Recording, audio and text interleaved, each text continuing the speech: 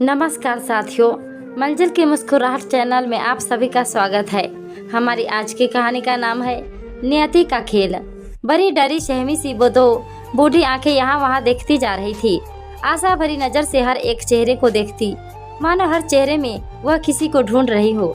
Railway station के platform पर बैठी हुई वो बूढ़ी औरत आते जाते हर इंसान की तरफ एक सवालिया निगाह से देख रही थी, मानो कुछ पूछना चाहती हो, कुछ कहना चाहती हो, परंतु फिर चुप करके बैठ जाती। तभी अचानक ट्रेन पहुंच गई और सभी लोग ट्रेन में बैठने के लिए दौड़ने लगे। वह वृद्ध औरत जल्दी से उठी और उठकर जोर जोर से आवाज़ लगाने लगी, सौरभ सौरभ। न जाने उसके कमज़ोर शरीर में इतनी ताकत कहाँ से आ गई कि अपना बैग उठाकर तेजी से दौड़ती हुई हर एक डिब्बे के पास जाकर आवाज़ लगाने लगी, सौरभ ओ बेटा सौरभ। लेकिन 2 ही मिनट में ट्रेन चले जाने के बाद स्टेशन पर सन्नाटा छा गया। वह वृद्ध औरत धीमे कदमों से वापस प्लेटफॉर्म पर आकर बैठ गई। स्टेशन पर पापड़ बेचता एक युवक उस बुढ़िया को कब से देख रहा था। फिर उसके पास आया और बोला, क्या हुआ अम्मा? बूढ़ी औरत ने उसकी तरफ डरी हुई नज़र से देखा, फिर बोली, बेटा एक बात तो बताओ, टिकट काउंटर बहुत ज़्यादा दूर है क्या? फिर उस पापड़ बेचने वाले युवक ने कहा, नहीं तो। फिर उस बुढ़िया ने दाएं तरफ हाथ करते हुए कहा कि मेरा बेटा तो उधर टिकट काउंटर से टिकट लेने के लिए गया था, फिर अभी तक आया क्यों नहीं? वह युवक बोला, अम्मा टिकट काउंटर दाएं तरफ नहीं है, अपने बाईं तरफ देखिए, पास में ही टिकट काउंटर है। नहीं, मेरे बेटे ने तो कहा था कि गांव का टिकट किसी और टिकट काउंटर से मिलता है।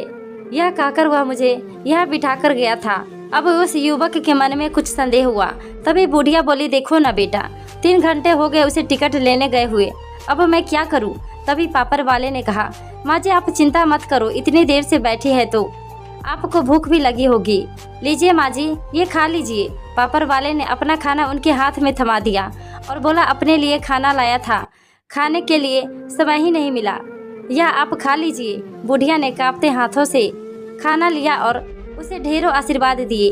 अच्छा माँ जी, मुझे घर जाना है, आप एक बात बताओ, आप कौन से गांव से आई हैं? मैं आपको टिकट ले देता हूँ। उस व्यक्ति ने पूछा तो वह बूढ़ी औरत बोली, नहीं बेटा, मेरा बेटा थोड़ी देर में आता ही होगा, तुम जाओ, मेरी चिंता मत करो। चलिए आपको बताते हैं आखिर यह बूढ़ी माँ है कौन और यहाँ स्टेशन पर क्या कर रही है।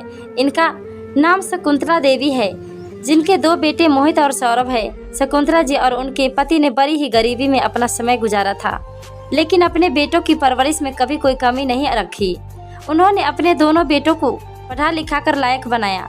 उनका बड़ा बेटा गांव में अपने पिता की दूध की डेयरी संभालता है और छोटा बेटा गुड़गांव में दुकान चलाता है। 2 महीने पहले ही शकुंतला जी के पति की मृत्यु हो गई थी। शकुंतला जी अपने बड़े बेटे के साथ गाँव में ही रहा करती थी, परंतु वहाँ उनकी हालत एक काम वाली बाई की तरह थी, जो दिन भर घर का काम भी किया करती थी और बातें भी सुना करती थी। बेटे और बहू को उनकी बिल्कुल भी कदर नहीं थी, लेकिन शकुंतला जी फिर भी मन मारकर जैसे तैसे गुजारा कर रही थी। एक दिन जब शकुंतला जी रसोई घर में बर्तन साफ कर रही थी, तभी उनके छोटे बेटे सौरभ का फोन आया। बहुत समय बाद अपने छोटे बेटे का फोन आया देखकर शकुंतला जी ने जल्दी से अपने हाथ पूछे और खुशी के मारे कांपते हाथों से फोन लेते हुए बोली, हेलो सौरभ बेटा। तभी सौरभ की आवाज़ आई, हेलो माँ, कैसी हैं आप? मैं बिल्कुल ठीक हूँ बेटा, तुम कैसे हो? माँ मैं तो ठीक हूँ, लेकिन आपकी बहू सुरभि की तबीयत ठीक नहीं है, 4-5 दिनों से बुखार चढ़ा है, ठीक होने का नाम ही नहीं ले रहा। फिर शकुंतला देवी ने कहा, तो बेटा किसी अच्छे से डॉक्टर को तो दिखाना पड़ेगा, नहीं तो कमजोरी आ जाएगी। फिर सौरभ बोला, माँ सारे उपचार कर लिए लेकिन कोई फर्क नहीं पड़ रहा। आप एक काम कीजिए, कुछ दिनों के लिए आप हमारे पास गुड़गांव में आ जाइए, हमें यहाँ बहुत परेशानी हो रही है। यह सुनते ही शकुंतला देवी जी को बहुत ज़्यादा चिंता होने लगी और बोली, ठीक है बेटा, मैं जल्द से जल्द गुड़गांव पहुँचने के लिए निकलती हूँ। यह कहकर उन्होंने फ़ोन रख दिया। जब शकुंतला देवी जी के पति की मृत्यु हुई थी, उस समय उन्हें बीमा के पैसे मिले थे और अब उनके दोनों बेटों और बहुओं की नज़र उनके पैसों पर थी। यह उनका अपनी माँ से प्यार नहीं था, बल्कि दिखावा मात्र था। परंतु शकुंतला जी अपने बेटों की इन चालों से बिल्कुल अनजान थी। एक ममता माई माँ को तो केवल अपने बेटे बहू की चिंता थी। कि बहू कितनी बीमार है और बेचारा बेटा घर कैसे संभाल रहा होगा। फिर सोचने लगी कि यहाँ भी तो दिन भर काम करती हूँ, कौन सा इन लोगों ने मेरे सर पर ताज रख दिया है। फिर भी सारा दिन तिरस्कार ही तो सहती हूँ, तो क्यों ना गुड़गांव ही चली जाऊँ। रोज रोज के इस जिल्लत भरी जिंदगी से भी छुटकारा मिलेगा। अभी यह सब सोच ही रही थी कि उनका बड़ा बेटा मोहित घर आया तो शकुंतला जी बड़े ही दुखी मन से बोली, बेटा कल मेरे गुड़गांव जाने के लिए टिकट करा देना। यह बात सुनकर मोहित चौंक गया और बोला, क्यों, ऐसा क्या हो गया। तब शकुंतला जी ने कहा कि सुरभि बहू की तबीयत ठीक नहीं है, वह बहुत बीमार है, इसलिए सौरभ ने मुझे अपने पास बुलाया है। मैं जाऊंगी तो उसे थोड़ा हौसला भी होगा और घर का काम भी संभाल लूंगी। यह बात सुनते ही मोहित गुस्से से लाल हो गया और चिल्लाते हुए बोला, आज तक तो कभी याद नहीं आई आपके लाडले बेटे को आपकी, और आज जब आपको बीमा के पैसे मिले हैं तब वह आपको अपने घर बुला रहा है। मैं सब जानता हूँ माँ, उसकी नज़र केवल तुम्हारे पैसे पर है। फिर शकुंतला जी बोली, नहीं बेटा, बहू की तबीयत वाकई ठीक नहीं है। सौरभ मुझसे कभी झूठ नहीं बोल सकता। तो ठीक है माँ, मैं आपका गुड़गांव का टिकट करवा दूंगा, लेकिन जाने से पहले पिताजी के बीमा के पैसे आप मुझे देकर जाएंगी, क्योंकि आपका और पिताजी का खर्चा आज तक हम लोग ही उठाते आए हैं। तो अब इन पैसों पर भी हमारा ही हक बनता है।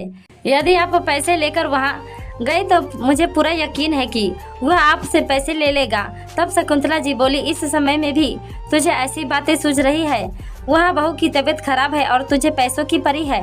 ठीक है, यदि तुझे भरोसा नहीं है तो बीमा के पैसे में से अपने खर्चे के लिए कुछ पैसा निकाल कर बाकी की सारी रकम मैं तुझे दे देती हूँ। ऐसा कहते हुए शकुंतला जी ने कुछ पैसे अपने पास रखते हुए बाकी के सारे पैसे मोहित को दे दिए। पैसा हाथ में आते ही मोहित और उसकी पत्नी की आंखों में खुशी भरी चमक आ गई। फिर क्या था, मोहित तुरंत स्टेशन की ओर दौड़ा और माँ को गुड़गांव भेजने के लिए टिकट खरीद कर ले आया और अगले दिन उसने अपनी माँ को बड़ी खुशी खुशी ट्रेन में बिठा दिया। एक ओर तो शकुंतला जी को अपनी बहू की तबीयत की चिंता सता रही थी, परंतु दूसरी ओर उन्हें इस बात की भी खुशी थी कि वह इतने सालों के बाद अपने छोटे बेटे के घर जा रही है। गुड़गांव स्टेशन पहुंचते ही देखा कि सामने सौरभ उनकी राह देख रहा था। सौरभ से मिलकर शकुंतला जी तो उसकी बलाया ही लेती जा रही थी। सौरभ अपनी माँ को गाड़ी में बिठाकर घर ले आया। घर पहुंचकर अपनी बहू से मिलते ही शकुंतला जी बोली, बहू अब मैं आ गई हूँ, अब तुझे चिंता करने की कोई ज़रूरत नहीं है। देखना, तेरी इतनी सेवा करूँगी कि कुछ ही दिनों में तुझे पूरी तरह से ठीक कर दूँगी। तभी उनकी बहू सुरभि बोली, लेकिन माँ जी, मुझे सेवा से ज़्यादा दवाइयाँ की ज़रूरत है। फिर शकुंतला जी ने कहा, दवाइयाँ ली क्यों नहीं। तभी सुरभि बोली, माँ जी, दवाइयाँ कहाँ से लेते, आपके बेटे की तो कुछ कमाई है नहीं, सारा दिन दुकान पर मक्खियाँ मार कर आ जाते हैं। यह सुनकर शकुंतला जी को बड़ा दुख हुआ। फिर बोली, अब मैं आ गई हूँ ना, अब तुम्हें दवाइयों की कोई ज़रूरत नहीं पड़ेगी। अब मैं अपने देसी नुस्खे से बना काढ़ा तुम्हें पिलाऊंगी, तुम देखना बुखार तो यूँ गायब हो जाएगा। शकुंतला जी ने बड़े प्यार से अपनी बहू के लिए काढ़ा बनाया और उसे पिलाया, फल काट कर खिलाए। अब जैसे ही शकुंतला जी सब्जी तरकारी खरीदने के लिए घर से बाहर निकली, तब सुरभि ने सौरभ से कहा, तुम्हारी माँ तो ये जहर जैसे कांटे पिला पिलाकर मुझे सच में बीमार कर देंगी। अरे क्या करूँ सुरभि, मैं तो सोचा था कि माँ आएंगी तो दवाइयों के नाम पर कुछ पैसे हमें दे देंगी, इसलिए तुम्हारी बीमारी का बहाना बनाया था। लेकिन माँ है कि अपने ही देसी नुस्खे अपनाने शुरू कर दिए। फिर सुरभि बोली, तुम्हारी माँ से पैसे निकलवाना इतना आसान नहीं है, हमें कुछ करना होगा। बस फिर क्या था, कभी सौरभ अपनी माँ से कुछ पैसे मांग लेता तो कभी सुरभि किसी न किसी बहाने अपनी सास से पैसे ऐंठ लेती। शकुंतला जी भी उन्हें चुपचाप पैसे दे देती, क्योंकि उन्हें तो लगता था कि उनके बेटे की दुकान पर काम नहीं है, इसलिए उसकी मदद करना उनका फर्ज है।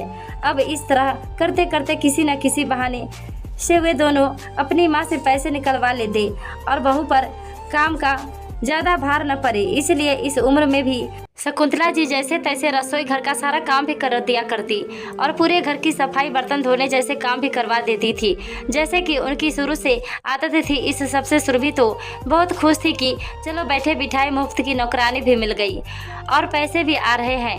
अब यहाँ भी वही सब होने लगा जो गांव में होता था। शकुंतला जी दिन भर काम करती और बहू आराम फरमाती। लेकिन एक दिन शकुंतला जी का रसोई घर में काम करते करते हाथ जल गया।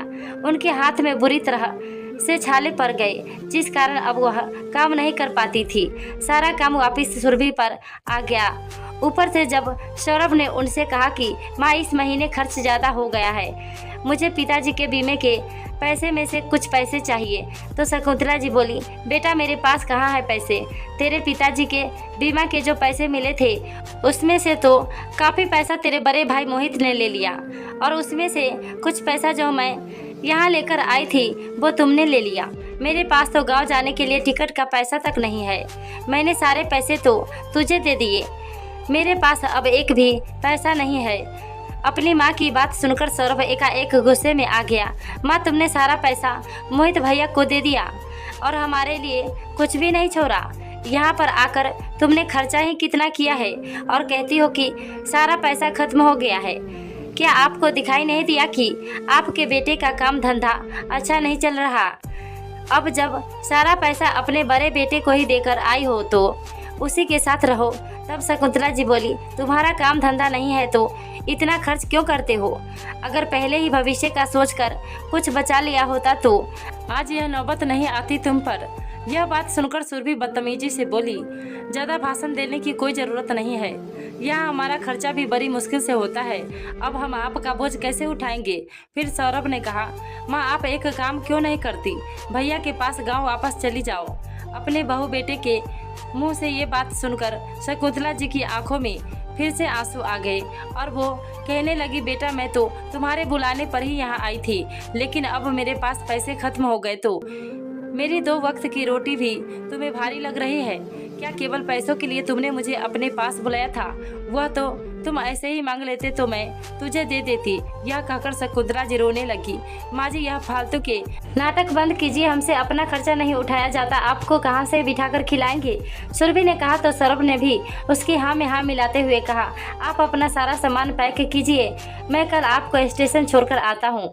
अब अपने छोटे बेटे और बहू की बातें सुनकर शकुंतला जी अचंभित रह गई थी। उन्होंने तुरंत अपने बड़े बेटे मोहित को फोन किया और रोते रोते उसे सारी बात कह सुनाई। फिर मोहित बोला, माँ हमने आपको इतने साल रखा है तो क्या कुछ समय वह लोग आपको नहीं रख सकते? उनका भी तो कुछ फर्ज बनता है, आपका सारा बोझ हम ही क्यों उठाए? अभी यहाँ पर आने की कोई जरूरत नहीं है, वही रहिए। इतना कहकर मोहित ने फोन काट दिया। शकुंतला देवी जी को अपने कानों पर यकीन नहीं हो रहा था। क्या यही दिन देखने के लिए अपने दोनों बेटों को पाल पोस कर बड़ा करके इतना काबिल बनाया था कि आज अपनी माँ की जिम्मेदारी उन्हें बोझ लग रही है?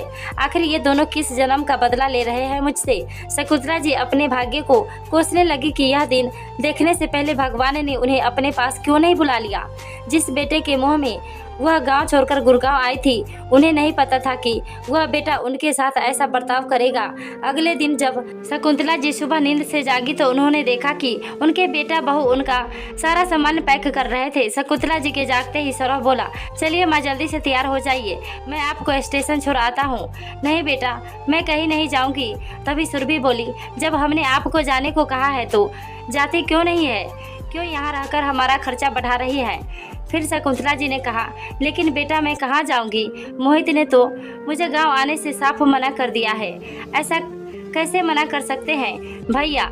मैं भी देखता हूँ, चलिए मैं आपके गांव छोड़कर आता हूँ। इतना कहकर सौरभ अपनी माँ शकुंतला देवी को रेलवे स्टेशन पर ले गया और उसके बाद टिकट लेकर आने का कहकर गायब हो गया। अब बूढ़ी माँ शकुंतला देवी बेबसी से अपने बेटे की राह देख रही है और मायूस होकर स्टेशन पर ही बैठी हुई है। एक दिन पूरा बीत गया और रात भी निकल गई, लेकिन उनके बेटे सौरभ का कुछ अता पता नहीं था। अगले दिन जब सुबह हुई तो वह पापड़ वाला फिर से पापड़ बेचने के लिए स्टेशन पर आया। उसे यह देखकर बहुत दुख हुआ कि वह बूढ़ी अम्मा अभी तक अपने बेटे के इंतजार में प्लेटफार्म पर ही निढाल सी पड़ी हुई है। तभी थोड़ी देर बाद समाज सेवी संस्थाओं के कुछ सदस्य गरीबों व मजदूरों को भोजन देने के लिए स्टेशन पर आए तो उसे पापड़ वाले ने बूढ़ी माँ की ओर इशारा करते हुए उन्हें भी खाना देने को कहा। तब उन्होंने शकुंतला जी को भी खाना दिया। शकुंतला जी ने भूख और तरफ के कारण उनका दिया हुआ भोजन जल्दी से खत्म कर दिया और कहने लगी, थोड़ा और भोजन मिलेगा क्या? तब उन लोगों ने उन्हें और भोजन देते हुए पूछा, माँ जी आप कहाँ से आई हैं, आपका घर कहाँ है।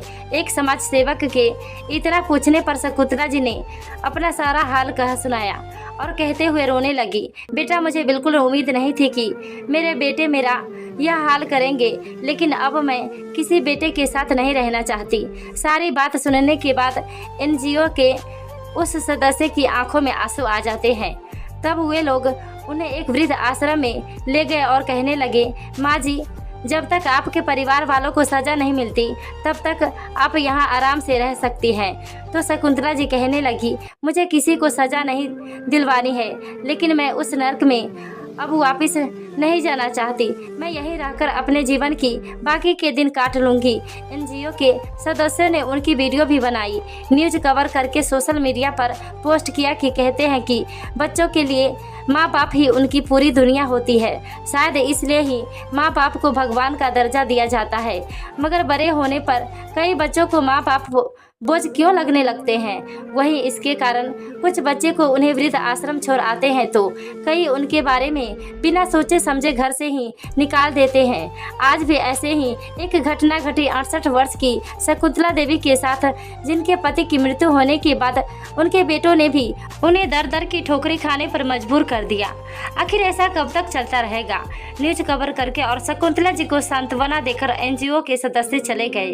शकुंतला जी को वृद्ध आश्रम में रहते हुए अभी 4-5 दिन ही हुए थे कि उनके पास वृद्ध आश्रम का संचालक आया और उन्हें कहने लगा कि आपके बेटा बहू आपसे मिलने आए हैं। शकुंतला जी यह सुनकर बड़ी हैरान रह गई।